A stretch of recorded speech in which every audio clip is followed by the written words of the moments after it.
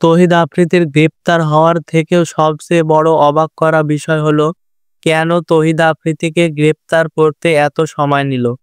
যখন তহিদ আফ্রিদির অপকর্মের বিষয়ে জনগণ জুলাইয়ের পরপরই জেনে গিয়েছিল, তাহলে তহিদ আফ্রিদির বিরুদ্ধে মামলা দিতে কেন 1 বছর সময় নেওয়া হলো?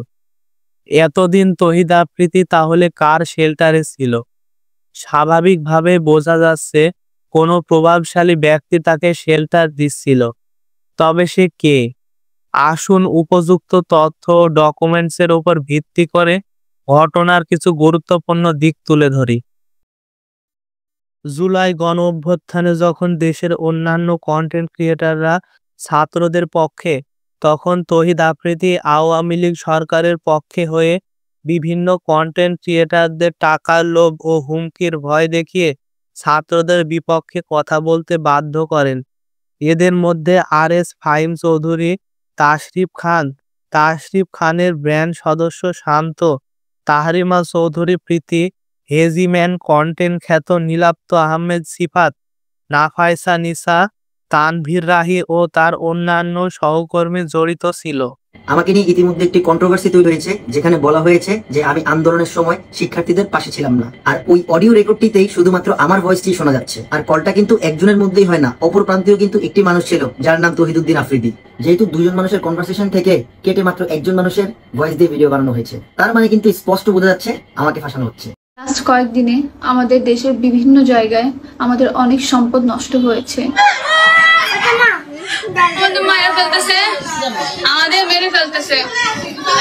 আমরা জানি না। আমাদের প্রমিনেন্ট দুইজন ইনফ্লুয়েন্সার যাদের নাম আপনারা চিনবেন, তাদের থেকে দুইজন কিন্তু বিট্রে করছে অনেকটা আমাদের সাথে। ফোন দিয়ে বললো তুই পোস্ট ডিলিট কর, পোস্ট ডিলিট করে পোস্টগুলো রাখা উচিত না, কারণ এটা সামনে অনেক ঝামেলা হবে, তোর নয় মামলা। তার এই কর্মকাণ্ডের সাথে সুলেমান সুখনও জড়িত ছিল। ডিবি হারুনের সাথে ছিল তার ঘনিষ্ঠ সম্পর্ক। তার বিরুদ্ধে কেউ কোনো কথা বললে তাকে আইনি ক্ষমতার জোরে নানাভাবে হেনস্থা করা হতো এবং তার সাথে ডিবি হারুনের একটি ব্লগ ভিডিও ভাইরাল হয়। এছাড়াও ডিবি হারুনের গোপনাঙ্গের ভিডিও নেট মাধ্যমে ছড়িয়ে পড়লে পোস্টটি ডিলিট করার হুমকি দেয়। তহিদ আফ্রিদি অ্যান্ড হারুন আঙ্কেল ভিডিওটা ভাইরাল হয়। ওই ভিডিওটা ফেসবুকে সব জায়গা থেকে রিমুভ করেন, মানে ফেসবুক থেকে 90% রিমুভ করলেও হয়, এখন আসলে পসিবল হবে না। এছাড়াও আইনমন্ত্রী আনিসুর রহমান এবং স্বরাষ্ট্র প্রতিমন্ত্রী কামালের সাথে ছিল তার ঘনিষ্ঠ সম্পর্ক এবং জুলাই আন্দোলনের শুরু থেকেই সে প্রায় নীরব ছিল। 2 থেকে 3টি পোস্ট করে আবার সেটি ডিলিটও করে দেয়।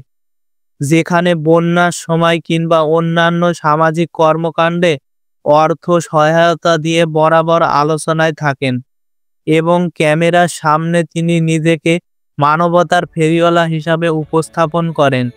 এর মাধ্যমে স্পষ্টত বোঝা যায় যে তিনি জুলাই আন্দোলনের বিপক্ষে ছিলেন এবং সরকারের পতন হয়ে গেলে সে 5 আগস্ট দেশ ত্যাগ করে এবং পরে সব স্বাভাবিক হয়ে গেলে দেশে এসে জনগণের কাছে লাইভে কান্না করে। জানতে পারা যায় তার দেশে ফেরার পেছনে রয়েছে কোনো এক প্রভাবশালী নেতার হাত। তারই এক সহকর্মী তানভীর রাহির বক্তব্যে উঠে আসে সেই প্রভাবশালী নেতার নাম। তিনি একটা ইন্টারভিউতে তহিদ আফ্রিদি সম্পর্কে বলেন যে কিভাবে তহিদ আফ্রিদি তার সহকর্মীদের উপর অত্যাচার করত। সে জানায় তহিদ আফ্রিদি ক্যামেরার সামনে একরকম এবং ক্যামেরার বাইরে ভিন্ন রকম মানুষ। ঘটনার বিবরণে তিনি জানায় তহিদ আফ্রিদি দেশে আসার পরে তাকে ফোন দিয়ে একজনের সাথে পরিচয় করিয়ে দেয় এবং বলে যে সে ভবিষ্যৎ প্রধানমন্ত্রী কিংবা কোনো বড় পদের নেতা হবে এবং রাহি এই অজ্ঞাত ব্যক্তিকে ভিপি-নূর হিসাবে দাবি করেন।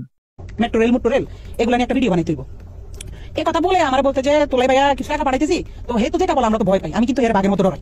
আমি না, আমাদের টিমের সবাই তার বাঘের মতো ডরাই, কারণ মানে সে অন্যরকম মানুষ ভাই। সে ক্যামেরার ভিতরে একরকম, কিন্তু ক্যামেরার বাইরে খুব ডেঞ্জারাস একটা লোক।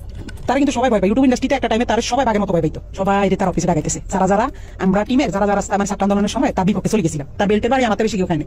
বেল্ট খুলে আমার কুত্তার মতো পিড়াই। 2-3 মাস পর হয়তো তার মাথা আবার ঢুকছে যে রাই কি কারো আবার কিছু কইয়া লাইনি। হ্যাঁ, রাইটা আবার একটু দমক দিত।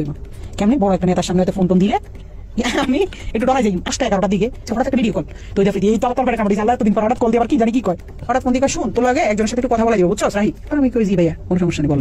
পরে দেখলাম হঠাৎ করে বিপিনুর ভাইয়ের সাথে আমার কথা বলা দিছে ভিডিও কলে, আমার কাছে একজনের সাথে কথা বলা দিব, সে কিন্তু নেক্সট বাংলাদেশে অনেক বড় মাপের একজন কেউ হবে, প্রধানমন্ত্রী বা মানে ভালো একটা পদে যাবে। তো পরে দিই আসলে ভাইকে বুঝছি তো তোর ভাইয়ের অবস্থানটা, আমি জি ভাই বুঝছি, পরে কথা সাবধানে থাকিস, ঠিক আছে? আমি জি ভাই ঠিক আছে। এছাড়াও সাংবাদিক ইলিয়াস হোসেন তার নিজস্ব ফেসবুক পেজ থেকে একটি পোস্ট করেন যে তৌহিদ আফ্রিদি আওয়ামী লীগের কর্মী বিজে কবিরের তত্ত্বাবধানে আছে, কিন্তু এর কোনো সঠিক প্রমাণ পাওয়া যায়নি। গত 1 বছর আগে যাত্রাবাড়িতে 1 সেপ্টেম্বর করা মামলায় তৌহিদ আফ্রিদিকে 24 আগস্ট গ্রেপ্তার করা হয়, যেখানে তার 5 দিনের রিমান্ড মঞ্জুর করা হয়। তার অনেক অনুরাগীরা তাকে ধরে নিয়ে যাওয়ায় অনেক আফসোস করছে, কিন্তু সে যদি সত্যি দোষী সাব্যস্ত হয় তাহলে তো তাকে অবশ্যই শাস্তি পেতে হবে। তৌহিদ আফ্রিদি কোনো নির্দিষ্ট দলের পক্ষ নয়, বরং যে যখন ক্ষমতায় আসে তখনই তার সুবিধা ভোগ করে। সে মানবতাকে তার ঢাল হিসাবে ব্যবহার করতে জানে। এ ধরনের মানুষকে দেখে নয়, বিচার বিবেচনা করে বিশ্বাস করা উচিত।